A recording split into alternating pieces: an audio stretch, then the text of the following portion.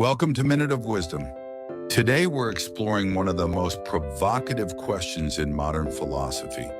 Why do we want truth? Or more precisely, why do we believe we want truth?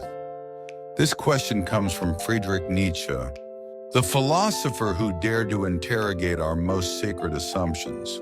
Nietzsche is often misunderstood as a nihilist, someone who believes in nothing. But that's not quite right. Nietzsche was asking something far more unsettling. What if the things we claim to value most, truth, certainty, objective reality, are not what we actually want? What if our pursuit of truth is driven by something else entirely? Fear, perhaps, or the desire for power, or the need to belong. Let's start with one of his most famous provocations. What then is truth? A mobile army of metaphors, metonyms and anthropomorphisms. Truths are illusions which we have forgotten are illusions. Think about that for a moment. A mobile army of metaphors. Nietzsche is saying that what we call truth is not a fixed, eternal reality. It's a collection of linguistic conventions, metaphors that have hardened into facts, simply because we've used them for so long that we've forgotten their metaphors. Take a simple example. We say the sun rises, but it doesn't. The earth rotates, yet we build an entire language, an entire way of seeing the world around this metaphor of the rising sun. And for thousands of years, that metaphor shaped what people believed was true about the cosmos. It felt like truth. It looked like truth.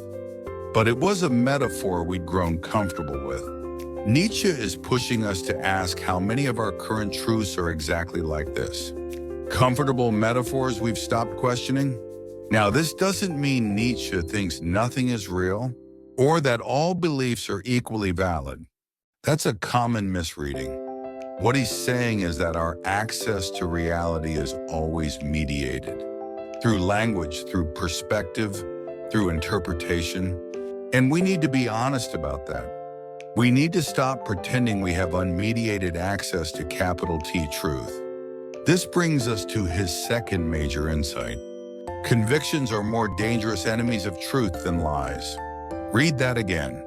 Convictions are more dangerous than lies. Why? Because a lie can be exposed, corrected, refuted. But a conviction is a belief that has stopped questioning itself. It's a position that has become an identity. And once a belief becomes part of your identity, challenging it feels like a threat to your very existence. We see this everywhere today. In politics, in religion, in ideology, even in wellness culture and self-improvement circles. People don't just hold beliefs, they are their beliefs. And so any challenge to those beliefs is experienced not as intellectual disagreement, but as personal attack. Nietzsche saw this. He saw how conviction closes off inquiry, how it ends conversation, how it transforms dialogue into warfare. Because when you're convinced you have the truth, there's nothing left to discuss. There's only convincing others or defending yourself. This is why Nietzsche valued doubt, skepticism, even intellectual playfulness over certainty, not because certainty is always wrong, but because certainty stops you from continuing to look, to question, to refine your understanding. Now let's look at one of his most enigmatic statements. Supposing truth is a woman, what then? This line appears at the very beginning of Beyond Good and Evil, and it's often misunderstood. Nietzsche is not being sexist here. He's being satirical. He's mocking the philosophers who treat truth like something to be conquered, possessed, dominated. The masculine approach to truth, as Nietzsche sees it, is aggressive. It demands. It insists. It tries to force reality to conform to our categories. But what if truth requires a different approach? What if truth, like a person, reveals itself only when you approach with humility, curiosity, respect? What if the problem isn't that truth is hiding from us, but that we're approaching it all wrong. This brings us to the core question Nietzsche keeps circling back to in his work. Why do we will truth? What is the value of this will to truth? Most people never ask this. We assume truth is inherently good, self-evidently valuable. But Nietzsche asks why. What is motivating this desire?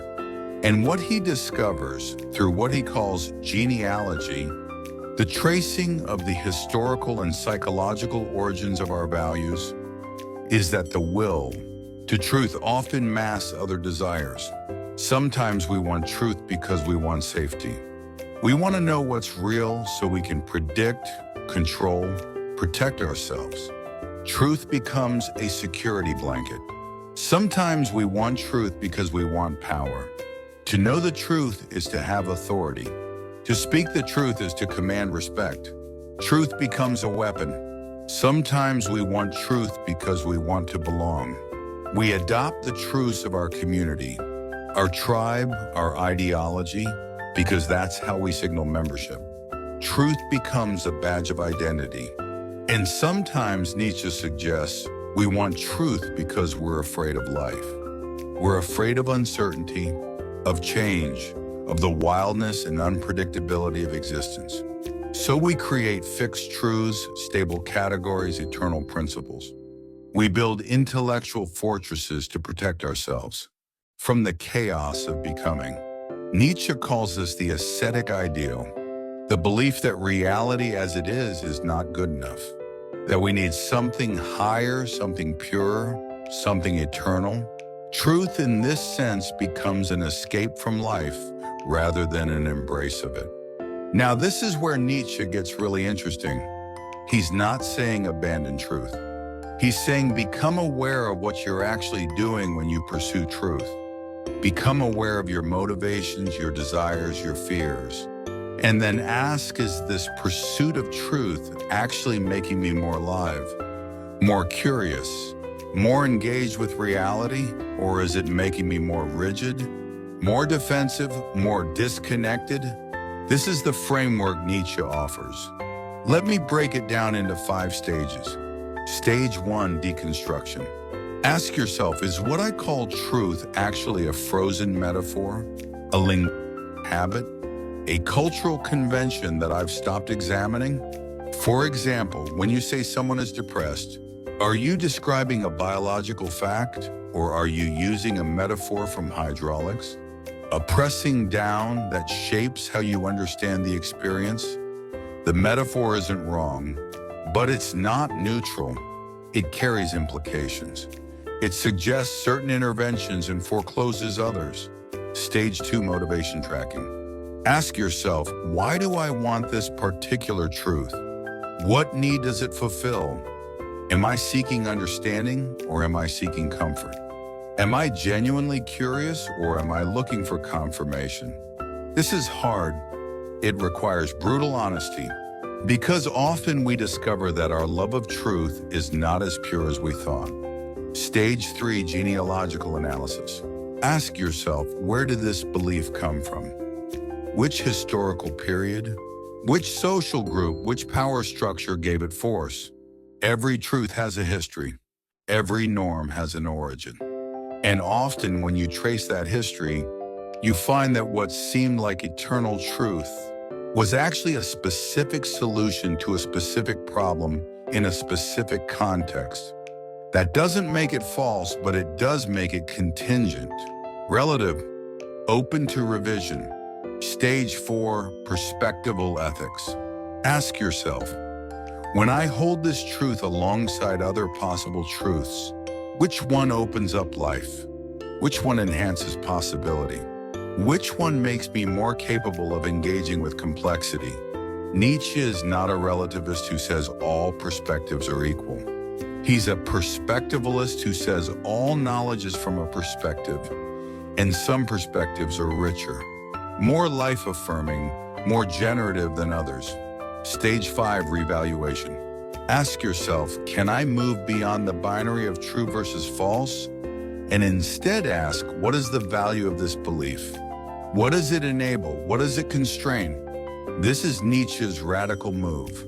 He shifts the question from is it true to what does it do? How does it function in my life? Does it make me more free or more imprisoned? More curious or more closed?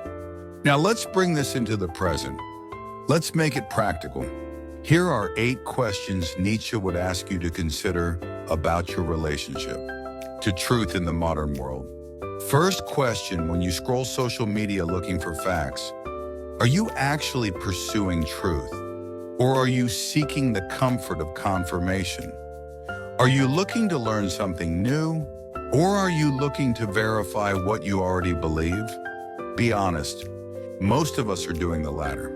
We call it fact-checking, but often it's belief reinforcement. We're not genuinely open to being wrong. We're looking for evidence that we're right. Second question, why do you trust the sources you trust? Is it because they've proven reliable through rigorous verification? Or is it because they affirm your identity? Because they speak to your tribe? This is crucial. We often mistake tribal affiliation for epistemic rigor. We trust sources not because they're accurate, but because they're ours. That's not truth-seeking. That's belonging. Third question, as your convictions grow stronger, are you asking fewer questions? Pay attention to this. Nietzsche would say that real intellectual growth is marked not by increasing certainty, but by increasing capacity for nuance, for ambiguity, for sitting with multiple possibilities. If you're becoming more certain over time, you might be calcifying, not growing. Fourth question, what metaphors do you use most often? Do they illuminate reality, or do they simply repeat the conventions of your community? Language shapes thought.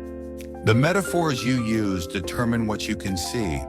If you're only using the metaphors everyone around you uses, you're not thinking, you're echoing. Fifth question, does doubt paralyze you, or does it make you more honest? Agritinum. There are 2 kinds of doubt. Paralyzing doubt, which is really fear dressed up as skepticism, and productive doubt, which is the willingness to say, I don't know. Let me look more carefully. Nietzsche values the second. He's suspicious of the first. Sixth question in arguments, are you trying to win, or are you trying to see more clearly together? This is the difference between debate and dialogue. Debate is about victory. Dialogue is about collective understanding. Most online discourse is debate. Nietzsche would invite us toward dialogue. Seventh question, are your career metrics, your performance indicators, your follower counts actually a will to truth disguised as a need for recognition? We tell ourselves we're pursuing excellence, mastery, impact, but often we're pursuing validation. We want to be seen as knowledgeable, not to actually know. We want the status that comes with being right, not the humility that comes with genuine learning. Eighth question, can you change one sentence today? From I know to I see it this way, let me learn more. This is the practice. This is how you embody Nietzschean thinking. You soften your claims. You acknowledge your perspective. You stay open. Here's what Nietzsche is ultimately after. He wants us to become what he calls free spirits, people who are not enslaved to their convictions, people who can play with ideas without being possessed by them, people who value life, growth, becoming over the false security of fixed truths. This doesn't mean you believe nothing. It means you hold your beliefs lightly enough to revise them. It means you're more committed to the ongoing process of inquiry than to the static achievement of certainty. In a world drowning in information, polarized by conviction, fractured by competing truth claims, Nietzsche's questions are more relevant than ever. We don't need more people shouting their truths. We need more people willing to examine why they want those truths in the first place. We need people who can ask, what is this belief doing for me? What need is it meeting? What fear is it protecting me from? And most importantly, is it making me more alive? Because for Nietzsche, that's the ultimate criterion. Not is it true in some abstract, eternal sense, but does it affirm life? Does it expand possibility? Does it make me more capable of engaging with the beautiful, terrible, chaotic reality of existence? This week, I invite you to practice Nietzschean skepticism. Pick one belief you hold strongly, something you're convinced is true, and ask yourself the questions we've explored. Where did this belief come from? What need does it meet? What metaphors am I using? Am I open to being wrong? You might find that the belief holds up. That's fine, but you'll hold it differently. With awareness, with humility, with the recognition that it's your perspective, not the final word. Or you might find that the belief begins to loosen, that other possibilities emerge, that you become, in Nietzsche's words, more nuanced, more dangerous, more free. Thank you for these 10 minutes. If this exploration resonates, subscribe to Minute of Wisdom for more philosophical frameworks for living with greater awareness and less certainty. And remember Nietzsche's challenge, it's not about having the right answers. It's about asking better questions. See you next time.